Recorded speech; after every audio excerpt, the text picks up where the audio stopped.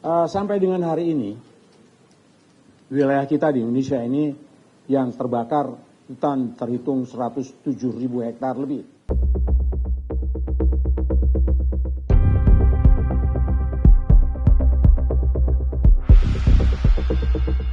Menko Polkam Djamari Caniago pada Senin 10 Agustus 2026 mengungkapkan luas kebakaran hutan dan lahan atau karhutla di Indonesia mencapai lebih dari 107.000 hektar.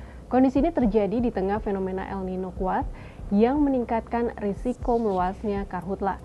Lantas langkah apa saja yang dilakukan pemerintah untuk mengendalikan karhutla? Bagaimana pula penegasan Menko Polkam terkait ultimatum Presiden ke-7 Joko Widodo yang disebut masih berlaku, yakni mencopot Pangdam dan Kapolda yang dinilai tidak mampu menangani karhutla. Kita bahas.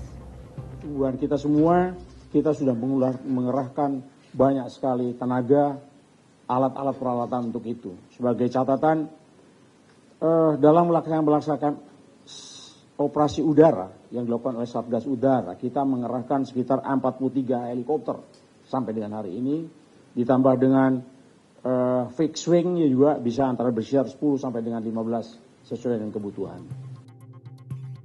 Dalam konferensi pers, Menko Polkam Djamari Caniago mengatakan fenomena El Nino kuat diperkirakan berlangsung hingga awal Oktober dan berpotensi mempercepat perambatan api karhutla. Menurutnya, salah satu upaya yang dilakukan pemerintah adalah mengoptimalkan operasi udara termasuk operasi modifikasi cuaca oleh BNPB. Djamari juga menegaskan kebijakan mencopot Kapolda hingga Pangdam yang dinilai gagal menangani karhutla masih tetap berlaku.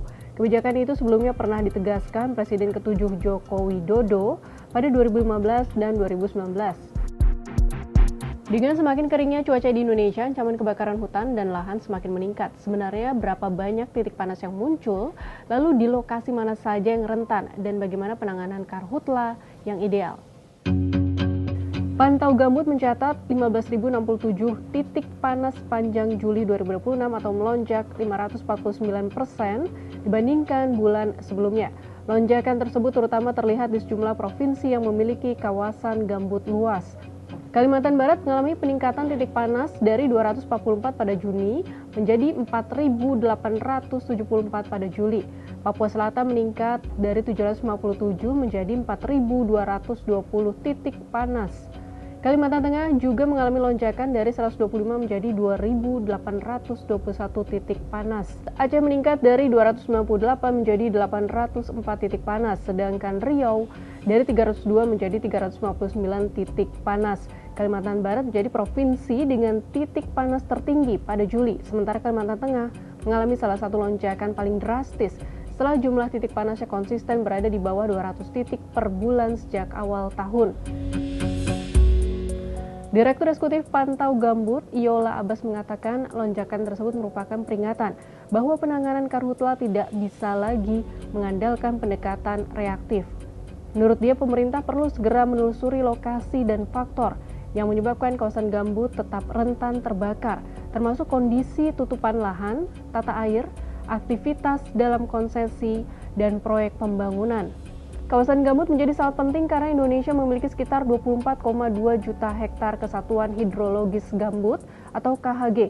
Ketika gambut dikeringkan, kawasan tersebut menjadi jauh lebih mudah terbakar dan api dapat menyebar di bawah permukaan. Sahabat Kompas, luas karhutla yang menembus lebih dari 107.000 hektar menunjukkan bahwa tantangan pemerintah ke depan tidaklah ringan. Mampukah karhutla dikendalikan sebelum meluas dan menimbulkan bencana asap yang lebih besar, tak hanya saat ini namun juga di masa depan?